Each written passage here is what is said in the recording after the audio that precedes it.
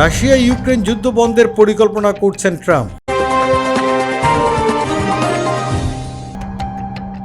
Ukraine সংঘাতের শান্তিপূর্ণ সমাধানে বিস্তারিত পরিকল্পনা গ্রহণ করেছেন যুক্তরাষ্ট্রের সাবেক প্রেসিডেন্ট ডোনাল্ড ট্রাম্প। তবে নভেম্বরে অনুষ্ঠেয় প্রেসিডেন্ট নির্বাচনের আগে তিনি এই পরিকল্পনা প্রকাশ করতে চান না। এই নির্বাচনে রিপাবলিকান পার্টির হয়ে প্রেসিডেন্ট জো বাইডেনের বিরুদ্ধে লড়বেন তিনি। নাম না প্রকাশ করার শর্তে ট্রাম্পের ঘনিষ্ঠ একটি সূত্র ডেইলি টেলিগ্রাফকে এই পরিকল্পনার কথা জানিয়েছে। যুক্তরাজ্যের এই পত্রিকার বরাত দিয়ে রাশিয়ার বার্তা সংস্থা তাসও এই খবর প্রকাশ করেছে।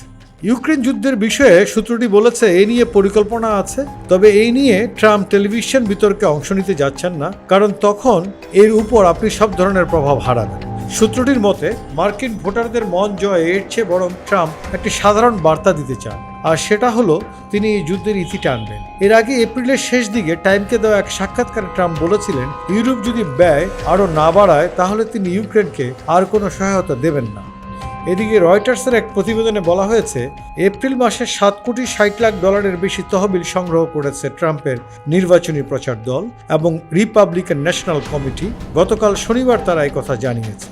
এর মধ্যে ক্ষুদ্র দাতারা অর্ধেকের বেশি তহবিলের যোগান দিয়েছেন। ক্ষুদ্র দাতাদের কাছ থেকে তহবিল যোগানের বিষয়টিকে ইতিবাচক হিসেবে দেখছেন ট্রাম্পের প্রচার দলের কর্মকর্তা। এর আগে মার্চ মাসে $6.5 কোটি বেশি তহবিল সংগ্রহ করেছিল রিপাবলিকান পার্টির প্রেসিডেন্ট প্রার্থীর প্রচার দল ও RNC।